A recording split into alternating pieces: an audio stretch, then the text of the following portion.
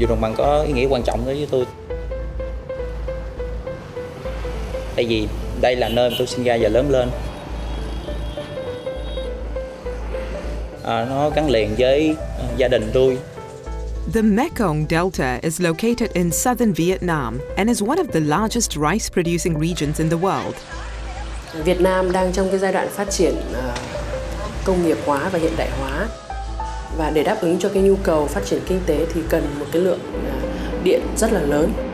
Climate change and intense local development, along with upstream dam building, are becoming serious risks to the delta. Những vấn đề sử dụng nước thượng nguồn đóng một vai trò vô cùng quan trọng đến cái sự phát triển, sự tồn tại của chính đồng bằng sông Cửu Long. Delta citizens are concerned about these threats, but are determined to adapt and to survive.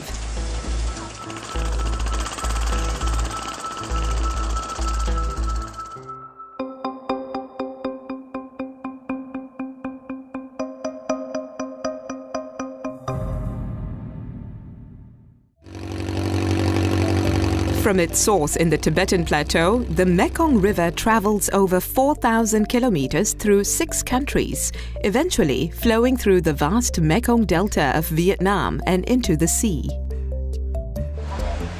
More than 60 million people rely on the river for their culture, livelihoods, and food security. The region, however, is rapidly urbanizing. More than 11 mainstream dams on the Mekong are being planned, and one dam, the Sayaburi Dam in Laos, is already under construction. But upstream changes through dam building or water usage could have unforeseen consequences on downstream environments, in particular the Mekong Delta. The delta is a dynamic hydrological system crisscrossed with many canals and dikes. They have been built over the past century to allow access to the interior for farming and fishing. Đồng bằng sông Cửu Long thì diện tích nó khoảng chừng 4 triệu hecta và cái tuổi nó khoảng chừng trên dưới 6-7 ngàn năm và nó được hình thành chính do cái quá trình bồi đắp miệt mài của dòng sông Mekong. Nếu như không có dòng sông Mekong thì cũng không có cái đồng bằng sông Cửu Long.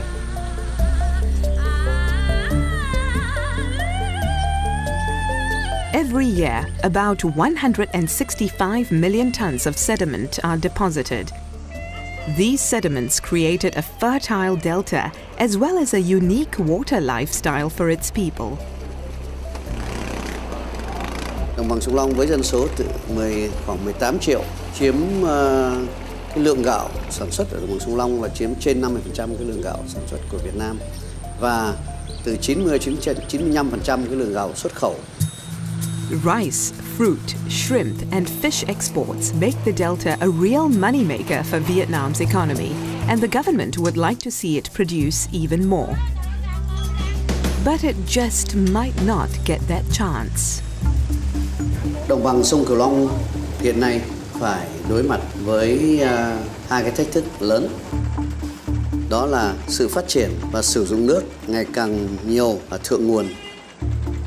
Và thứ hai là đồng bằng sông Long được các nghiên cứu trên thế giới xác định là một trong những đồng bằng mà sẽ chịu tác động mạnh mẽ nhất do cái biến đổi khí hậu. Within 50 years, scientists predict more than half a meter of sea level rise, and within 100, a full meter. It will be a disaster. 20% of the delta will be flooded, and saltwater intrusion will be off the charts. Trong tương lai để mà thích ứng được thì tốt nhất là các cái hệ tự nhiên của đồng bằng sông Cửu Long có sức khỏe tốt. With local and upstream development now adding to the climate change nightmare, people in the delta are responding to these threats. Deep in the heart of the delta lies the city of Can Tho. And here at the Kantar University, one young graduate student is working with his teachers to come up with a resilience strategy that will protect the Mekong Delta from the 1-2 punch of climate change and development from both upstream and local sources. Trước những cái thay đổi về cái hệ sinh thái do những tác động của biến đổi khí hậu, tác động của những cái hoạt động ở thượng nguồn, tác động của những cái việc thay đổi ở các điều kiện môi trường, cho nên tôi muốn trở thành một nhà khoa học để giúp đỡ những người dân nơi tôi sống, những người mà trồng lúa, những người nuôi tôm, những người đánh bắt thủy hải sản. For Loy, the key to the delta's survival is to understand how changes in the Mekong's water flow will affect flooding, fishing, saltwater intrusion, and even energy generation.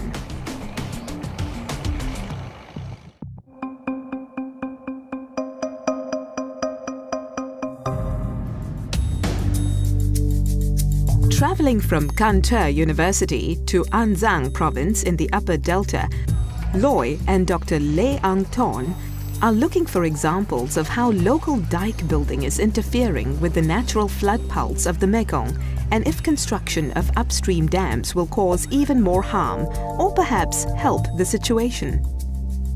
Ngày xưa ở vùng này người ta canh tác chỉ có 2 vụ thôi, nhưng mà bây giờ do nhu cầu về sản lượng lúa càng lúc càng cao lên thì đã hình thành ra lúa vụ 3. Thì để làm được cái lúa vụ 3 đó thì người ta phải làm những cái đê bao trượt đế như thế này. Thì cái đê mà mình đang đứng ở đây thì nó đã hình thành vào khoảng 3-4 năm nay. Dikes are not native to the delta. Historically, this area was a natural depression, acting like a huge sponge that would hold floodwaters of the Mekong during the rainy season and release it during the dry. Building dikes to hold back floodwaters to grow a third crop has indeed increased the yearly rice yield, but there is a price to pay. Ở những cái vùng đê bao này thì do người ta độc canh và cái lúa và thâm canh cái lúa thì buộc cái người nông dân ở trong này họ phải gia tăng lên cái lượng phân bón và thuốc trừ sâu, bởi vì lúc đó là cái phù sa trên sông nó không được đi vào trong đồng ruộng để chúng ta có được cái duy trì cái độ màu mỡ như vậy. Using more fertilizer and pesticides drives up the production cost and reduces the profit. No matter how you look at it, it's not easy being a rice farmer. Most everyone has to supplement his or her income to make ends meet. Cái giống đâu chị? Trên đầu kênh. Đầu kênh ở đây, ở trên đây hả? Trên đây này. Trên đây hả? Thì hàng năm có thì khá. Khá đâu, mà lời mùa lời có 3-4 triệu bạc. Mỗi mùa chị làm mấy vụ? 3 vụ mà nhân vụ vậy lời có 3-4 triệu chứ nhiêu. Ủa sao vậy? Lúa cũng có là lúa gẻ gời này nè, có gì lời đâu nhiều. Lúa là rẻ. Chi phí cao không? Chi phí cao, phân phối sâu thì mắc. Thì đâu có lời nhiều. And sometimes during the rainy season, the dikes give way, making life even more difficult. Năm 2011, trận lũ đã phá vỡ cái đoạn đê này. Thì một cái khối lượng nước nó tràn vào trong cái khu vực này làm cho nhiều cánh đồng khi đang canh tác cái vụ thu đông sẽ không được thu hoạch được. The dike broke suddenly at night during an unusually high flooding season. Thì cái thiệt hại đó thì tới bây giờ chúng ta cũng chưa có thống kê một cách đầy đủ. Nếu mà mình xem xét tất cả cái công lao động bỏ ra, rồi những cái vật liệu mà phải đổ vào trong này, hoặc là cái thiệt hại do cái lúa gây ra, thì những cái đó thì nó gây cái khó khăn cho người dân vào trong năm 2011. Building dikes in the upper delta to produce a third rice crop also has unintended consequences downstream. The dikes force the floodwaters into a narrower channel that increases its speed, causing even greater erosion and flooding damage in the middle and lower delta, all the way to the sea. Hiện nay cũng chưa có nhiều đánh giá để có thể xác định được là những con đê đó có mang lại lợi nhuận thật sự, lợi thật sự cho người dân, hay là không có đê, chỉ cần lũ đem lại nguồn hải sản nó đã mang được nhiều lợi ích hơn.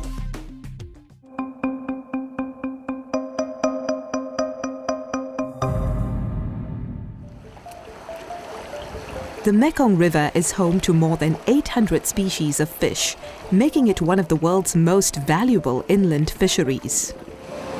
For Vietnam's Mekong Delta, farmed and wild-caught fish are very important, helping the delta to provide over 20% of the country's gross domestic product. However, recent studies indicated that both local and upstream development could have a negative impact on the fishery.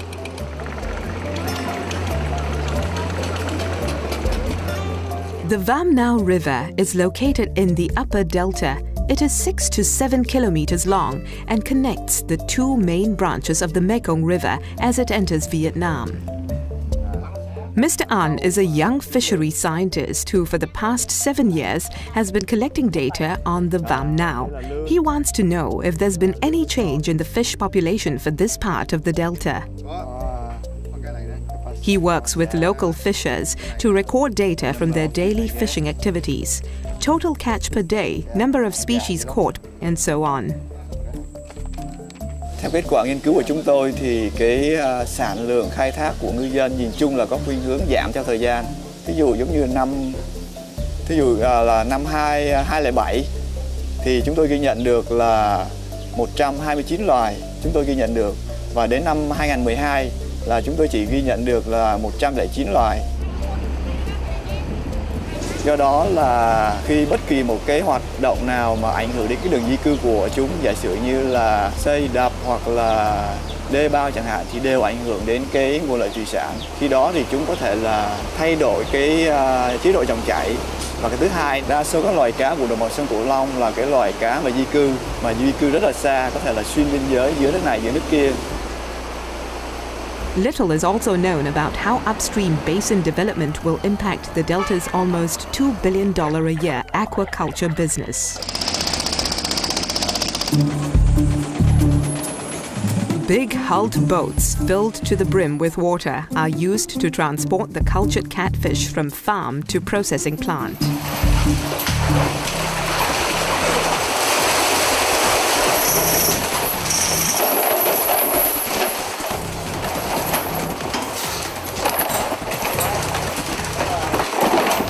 Godaco is one of the bigger seafood companies in the business.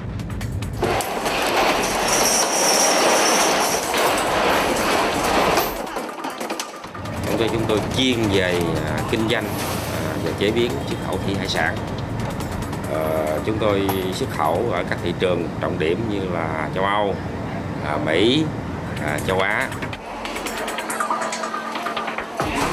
The company has 5 processing plants, and this one employs over 2,000 workers. Công ty chúng tôi thì nó là một cái công ty mà nó khép kín cái quy trình sản xuất, thì bao gồm là coi như nuôi trồng, rồi nhà máy cung cấp cái thức ăn, cái con cá, rồi do vậy là chúng tôi đánh bắt cá để đem về nhà máy chế biến để xuất khẩu. The General Director is very concerned about any changes to the Mekong Delta's ecosystem that might impact his business and his employees. Nếu mà bất cứ một cái tác động nào mà đối với cái dòng chảy, với chất lượng nước của sông Mekong, thì coi như vậy là chúng tôi mất đi cái nguồn cung cấp nguyên liệu. Thì mà mất đi nguồn cung cấp nguyên liệu thì chúng tôi cũng không khả năng chế biến được, và cũng không có khả năng xuất khẩu được. Thì vậy là với một cái vốn đầu tư nó rất là lớn ở công ty, rồi với một cái lực lượng lao động là 2.000 lao động trực tiếp ở đây, thì với 2.000 lao động này họ về họ nuôi gia đình của họ hình nhân lên gấp 3-4 lần. Mỗi một cái gia đình thì nó là cả là hơn 10.000. Sự thì nó rất khó khăn. From river to box, it's probably less than half an hour.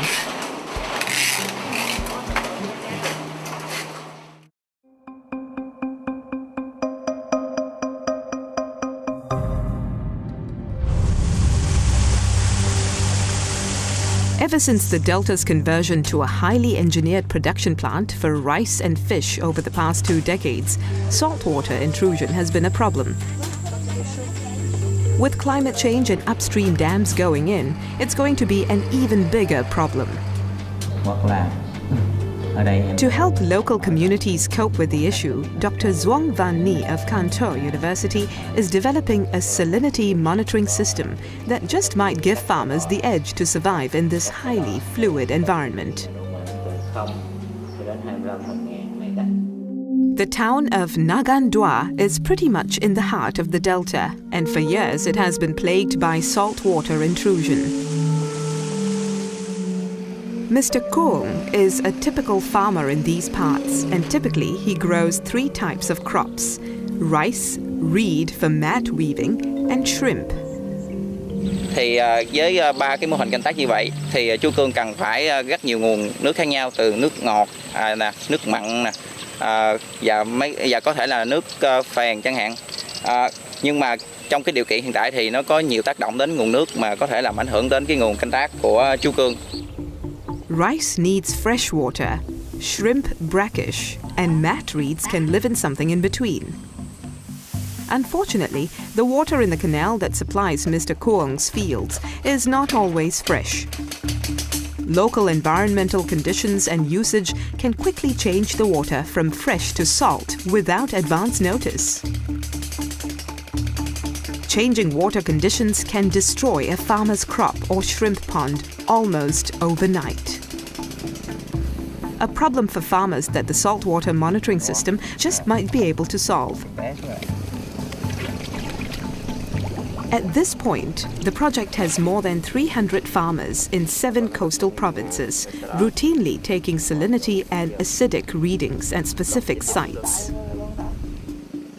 Nay là chú Cương đang sử dụng điện thoại di động của mình để gửi tin nhắn nồng độ mặn về cho hệ thống của cái dự án quan trắc mặn ở Cần Thơ.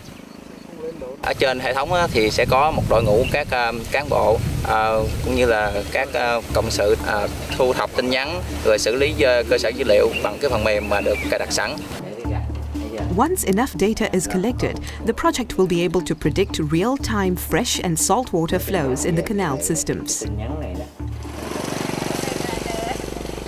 Other farmers in town, however, have given up fighting salinity intrusion entirely.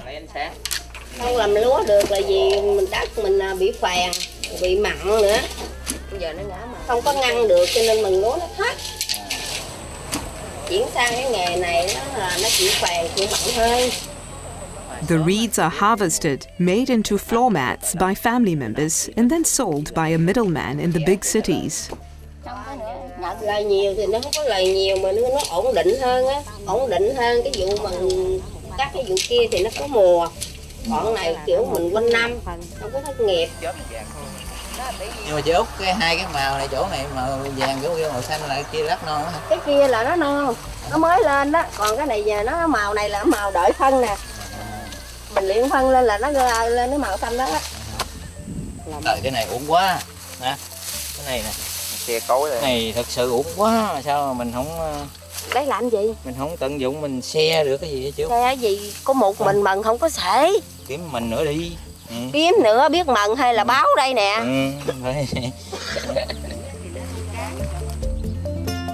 Whether developing a salinity early warning system or simply swapping out a crop entirely, the people of the Delta will not allow a changing hydrology to get the better of them.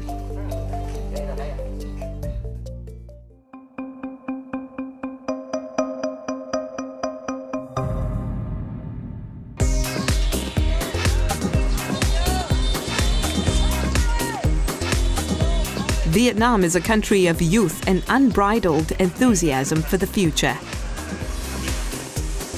44% of its population is under 24. But to power this enthusiasm, the country needs electricity. Người ta ước tính là trong vòng một thập kỷ tới thì cái nhu cầu về nguồn điện sẽ tăng lên 3 lần so với cái thời điểm hiện tại. Studies indicated that if the Mekong mainstream dams are built, Vietnam's share of the power would only cover about 4.4% of this demand. Critics argue this energy is not worth the impacts to the Delta, and other sources should be found. With its long coastline and prevailing winds, the Delta itself might just provide the answer. Due south of Kantur lies one of the Delta's first wind turbine facilities. Still under construction, the towers loom above the mangroves like modern art installations. Theo nhiều cái nghiên cứu phân tích thì Việt Nam là nước mà có cái nguồn tiềm năng về năng lượng gió khá là phong phú, và đây cũng là một cái nguồn tiềm năng cần được nghiên cứu để khai thác. For Loy, it's a chance to see if the Delta wind power can make upstream dam building a lesser part of Vietnam's energy equation. Dự án điện gió Bạc Liêu thì có tổng công suất là 99,2 MW, bao gồm xây dựng 62 trụ tuộc bin. Mỗi trụ tuộc bin có công suất là 1,6 MW.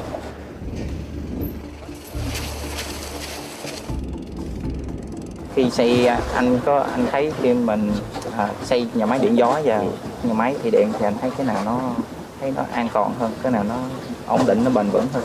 Ảnh hưởng của cái lên môi trường của cái điện gió rất là nhỏ, đấy, tức là hầu như là không ảnh hưởng gì cả. Trong khi cái thủy điện thì cái tác động lên môi trường là rất lớn. Về cái điện gió chính là một cái nguồn năng lượng tái tạo mà có thể thay thế cho thủy điện. Vậy cái nhà máy điện gió Bạc Liêu mình phải đáp ứng được bao nhiêu phần trăm cái nhu cầu điện? Hiện nay thì cái khó khăn cũng như là cái khó khăn nhất của điện gió chính là cái suất đầu tư ban đầu là nó lớn. Thì thường là suất đầu tư của điện gió thì thường cao gấp khoảng 2 lần so với thủy điện. To address this challenge, investors need access to low interest loans and economical and reliable wind turbine equipment. Sẽ có những cơ chế nào cho chủ đầu tư có thể phát triển được tốt nhất. Experts also caution that more research on wind distribution and environmental impacts also needs to be done. So for Loy, the idea of sustainable delta wind power still seems to be a ways off yet, but it certainly needs to be considered as part of the delta's resilience package.